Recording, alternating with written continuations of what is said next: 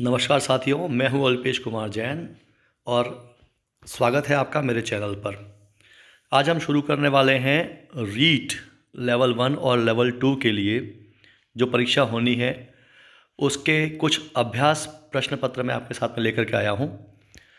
Unit 2 जिसमें वचन, लिंग, शब्दार्थ और काल और उनके परिवर्तन, इससे संबंधित ये प्रश्न हैं और कुल मिलाकर के ये 5 नंबर के प्रश्न आते हैं जिनकी तैयारी आपको करने में ये सहायक रहेगा। तो आइए शुरू करते हैं इन प्रश्नों को। सबसे पहले आपकी स्क्रीन पर जो 5 प्रश्न हैं उन्हें ध्यानपूर्वक पढ़िए और प्रयास करिए मेरे उत्तर देने से पहले इसके उत्तर देने का और अपने स्तर पर रखने का। और अब मैं शुरू करता हूँ। पहला प्रश्न है आपके लिए, अनेक पद है। देखिए इधर ध्यान से। प्रश्न नंबर 1, अनेक पद है। 4 ऑप्शन इसमें दे रखे हैं। ए नित्य एक वचन, बी नित्य बहुवचन, सी दोनों और डी इनमें से कोई नहीं। अगर आप ध्यान दें तो आपको पता चलेगा कि अनेक एक से बना है। एक में जब हम अनुपसर्ग लगाते हैं तो बनता है अनेक। तो एक का उल्टा विलोम अनेक है, इसलिए ये बहुवचनांत है शब्द, इसलिए हमारा ऑप्शन सही होगा बी। इस बात पे ध्यान दीजिए, ऑप्शन बी हमारा सही उत्तर होगा, नित्य बहुवचनांत। अगले शब्द पे आइए। कन्या पद का बहुवचन रूप है। ऑप्शन ए कन्याओं, ऑप्शन बी कन्याएं, ऑप्शन सी दोनों ही और ऑप्शन डी इनमें से कोई नहीं। तो आपको अगर ध्यान से इस कॉन्सेप्ट को पढ़ा हो तो कन्याओं विभक्ति सहित बहुवचन है, कन्याएं विभक्ति रहित बहुवचन है, दोनों ही बहुवचन बनते हैं, इसलिए हमारा जो सही उत्तर होगा वो ऑप्शन सी होगा और वो है दोनों ही। अब बढ़ते हैं अगले प्रश्न पे जो हमारा है, कर लेते हैं उक्त क्रियापद है। तो ध्यान दें, अपन लेते हैं, है पे बिंदी है जैसे ही, और है पे बिंदी अक्सर वहीं आती है जहां बहुवचन होता है। अगर ये एक वचन होता तो कर लेता है अथवा कर लेती है ऐसा होना चाहिए था। ठीक है, तो ध्यान दें, इसमें क्या ये एक वचन है या बहुवचन है या दोनों है? दोनों एक साथ हो नहीं सकते और एक वचन ये है नहीं, क्योंकि अगर एक वचन होता तो कर लेता है अथवा कर लेती है या कर लेता हूँ, इस तरह का रूप बनना चाहिए। इसलिए इसमें निश्चित रूप से सही उत्तर हमारा होगा ऑप्शन बी, ये बहुवचन के पद हैं। अगले पे आते हैं, प्रश्न नंबर 4। यह है आर्य उक्त पद का बहुवचन रूप है। अब आर्य, इसके 4 ऑप्शन जो दे रखे हैं उसमें आर्यों ये सही प्रतीत होता है। आर्य कोई शब्द नहीं है, ये संबोधन ज़रूर हो सकता है। ठीक है, दोनों ही नहीं और इनमें से कोई नहीं, ये भी नहीं। तो हमारा सही उत्तर होगा आर्यों, और ये भी आपको बता दूं मैं, ये विभक्ति सहित बहुवचन है, आर्यों। अगला प्रश्न है प्रश्न नंबर 5, प्रवृत्तियां इस पद का एक वचन रूप है।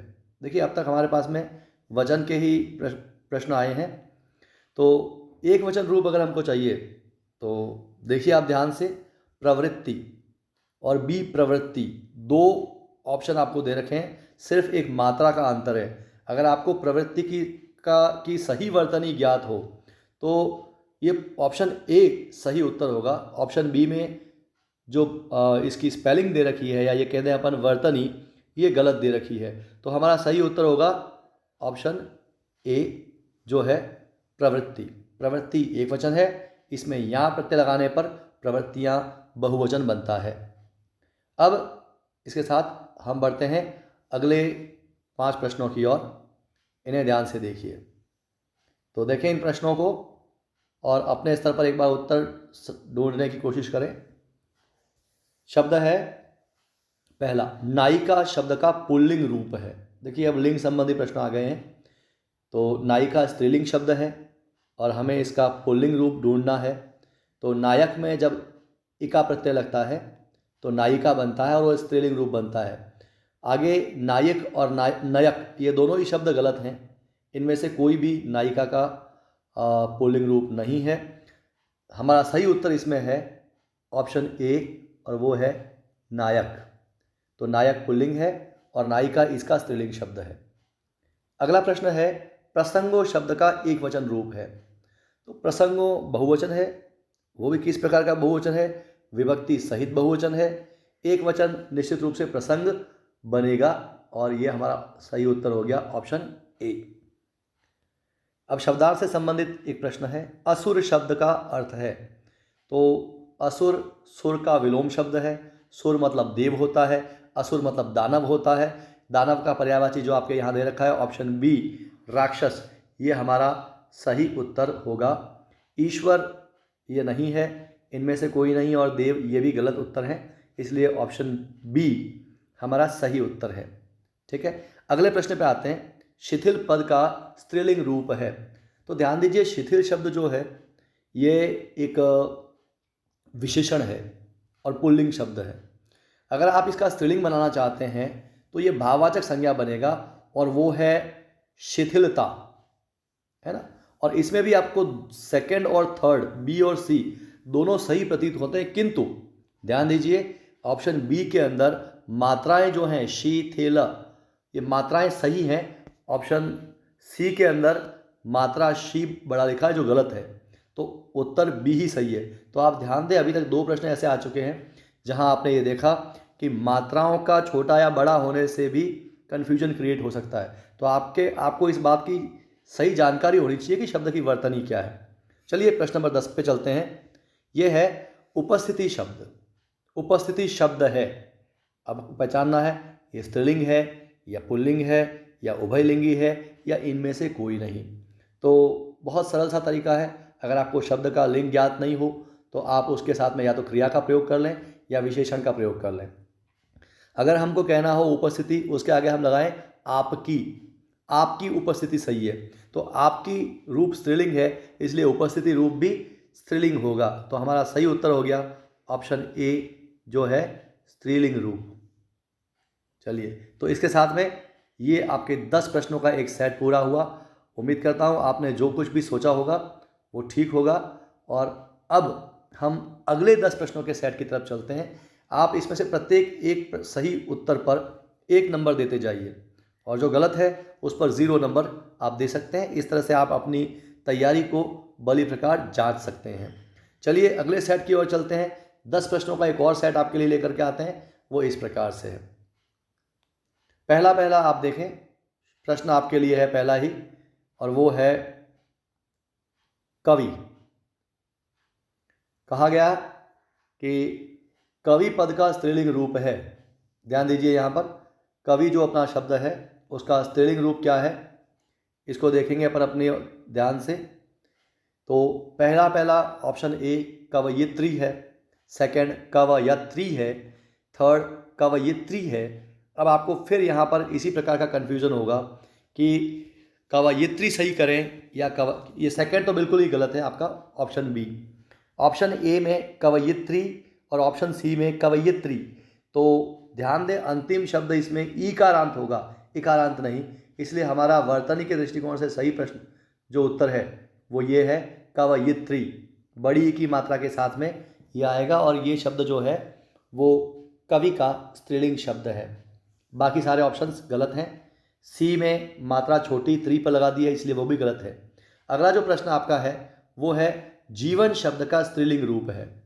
ठीक है, एक्चुअली जीवन शब्द का स्त्रीलिंग रूप वैसे बनता नहीं, जीवन एक संज्ञा है, और अगर आप इसका फिर भी स्त्रीलिंग बनाना चाहें तो दिए गए ऑप्शंस में से जीवनी ये सही उत्तर आपका हो जाएगा। जीवन, जीवन से ही बना है स्त्रीलिंग शब्द जीवनी। जीवनी गद्य की एक विधा होती है। ठीक है, ये बाकी में स्पेलिंग संबंधी गलती है बी में, और सी दोनों हो नहीं सकते, ई इनमें से कोई नहीं, ये भी गलत है। तो पीछे के सारे उत्तर गलत हैं, ऑप्शन ए आपका सही उत्तर होगा, ध्यान से चुनिए। अब अगला प्रश्न आपके सामने है, वाणी शब्द है, पुल्लिंग स्त्रीलिंग दोनों, और इनमें से कोई नहीं, काफ़ी सरल सा शब्द है। वाणी शब्द जो है वो स्त्रीलिंग शब्द है। ठीक है, जैसे अगर हम इसको जानना चाहें तो अपन कहते हैं मीठी वाणी, है ना। तो जैसे ही मीठी लगा देते हैं इसके सामने ये स्पष्ट हो जाता है कि मीठी शब्द जो है वो स्त्रीलिंग वाला है, और इससे वाणी शब्द भी स्त्रीलिंग का होगा। मीठी वाणी बोलिए कहते हैं ना हम। ठीक है, तो स्त्रीलिंग शब्द सही है, पुल्लिंग उत्तर गलत है, दोनों भी नहीं होगा, इनमें से कोई नहीं भी नहीं होगा। तो ये आपका सही उत्तर था। अब आपके सामने है प्रश्न नंबर 4 सेकंड सेट का। दीप्ति शब्द का बहुवचन रूप है। तो दीप्तियों, दीप्तियाँ, दोनों इनमें से कोई नहीं। तो विभक्ति सहित बनाओगे तो दीप्तियों बनेगा, विभक्ति रहित बनाओगे तो दीप्तियाँ बनेगा, और इसलिए हमारा सही उत्तर होगा दोनों। ठीक है, तो इस तरह से इसका सही उत्तर दोनों हो गया। और 5वें प्रश्न पे चलते हैं। मूल्यों, है ना, यहाँ देखिए, मूल्यों शब्द है एक वचन, बहुवचन, दोनों ही, या इनमें से कोई नहीं। तो निश्चित रूप से दोनों ही नहीं हो सकता, एक वचन भी ये नहीं है, ये बहुवचन है, और वो भी कैसा है, विभक्ति सहित बहुवचन है। तो इस प्रकार से इस सेट के आपके 5 प्रश्न पूरे हुए। अगले 5 प्रश्न के लिए अगली स्लाइड पर चलते हैं। ये इसकी अंतिम स्लाइड है आज की, और अब आप ध्यान देंगे अगले प्रश्नों पर। आध्यात्मिकता शब्द का पुल्लिंग रूप है। तो आध्यात्मिकता स्त्रीलिंग शब्द है, आध्यात्मिकता, है ना, ये एक भाववाचक संज्ञा हो जाती है। आध्यात्मिक ये पुल्लिंग रूप होगा इसका, आध्यात्मिक ही शब्द ही नहीं है। ठीक है, दोनों और इनमें से कोई नहीं, दोनों ही गलत हैं, इसलिए हमारा सही उत्तर है इसमें आध्यात्मिक। ठीक है, अगला प्रश्न है आपका, पंक्ति शब्द का बहुवचन रूप है। तो पंक्ति का बहुवचन रूप कौन सा है? पंक्ति एक वचन है, इकारांत शब्द है, और पंक्तियों यह विभक्ति सहित बहुवचन है, पंक्तियाँ यह विभक्ति रहित बहुवचन है। दोनों ही इसका सही उत्तर होगा, दोनों ही। ठीक है, और डी गलत उत्तर है। अब आते हैं प्रश्न नंबर 8 पर। करुणा शब्द है, क्या ये पुल्लिंग है, स्त्रीलिंग है, उभयलिंगी है? तो आमतौर पे आकारांत शब्द दोनों में पाए जाते हैं, पुल्लिंग में भी पाए जाते हैं, स्त्रीलिंग में भी पाए जाते हैं। ठीक है, तो हमें जीवों पर करुणा रखनी चाहिए। तो आपने देखा कि इस वाक्य के अंदर करुणा रखनी चाहिए, करुणा करनी चाहिए, यहाँ से पता चलता है कि करुणा जो है वो क्या है, आपका एक स्त्रीलिंग शब्द है। ठीक है, तो सही उत्तर हो जाएगा आपका स्त्रीलिंग। काव्य शब्द है, स्त्रीलिंग, पुल्लिंग, उभयलिंगी अथवा इनमें से कोई नहीं। तो काव्य शब्द के साथ में कालिदास का काव्य, का काव्य अगर स्त्रीलिंग होता तो की होना चाहिए था, तो इसलिए इसमें कोई शक नहीं है कि ये एक पुल्लिंग शब्द है। ठीक है, रीतिकाल का काव्य, जहाँ भी आप देखें इससे ये याद हो जाएगा कि पुल्लिंग शब्द है काव्य। सही उत्तर हो गया आपका बी। और आज का अंतिम प्रश्न, बड़ी आकांक्षा, यहाँ रेखांकित पद है। हालांकि यहाँ पे पद रेखांकित नहीं किया हुआ है, रेखांकित अपन कर देते हैं, नहीं किया है तो ये बड़ी, ये रेखांकित है। ठीक है, तो रेखांकित पद जो है वो क्या होगा, अगर बड़ी को अपन करें रेखांकित, चाहे आकांक्षा रेखांकित करें, यहाँ तो स्पष्ट है कि दोनों ही शब्द जो है वो स्त्रीलिंग है। बड़ी है तो वो भी स्त्रीलिंग है, और आकांक्षा है तो वो भी स्त्रीलिंग होगा। इसलिए आपका सही उत्तर इसमें हो जाएगा, सही उत्तर हमारा होना है इसमें ये वाला जो स्त्रीलिंग विशेषण है ना, स्त्रीलिंग विशेषण है ये वाला बड़ी शब्द। तो ये रेखांकित शब्द बड़ी ही रेखांकित होना चाहिए, क्योंकि विशेषण कहा है तो बड़ी शब्द जो है वो विशेषण है किसका, आकांक्षा का। तो इस प्रकार से आज का यह जो टेस्ट है वो समाप्त होता है। अगर आपको यह वीडियो पसंद आया हो तो इसे लाइक और शेयर करना नहीं भूलें। चैनल को सब्सक्राइब करके सपोर्ट ज़रूर करें। आगे आपके लिए और भी ऐसे वीडियो बनाता रहूँगा। धन्यवाद।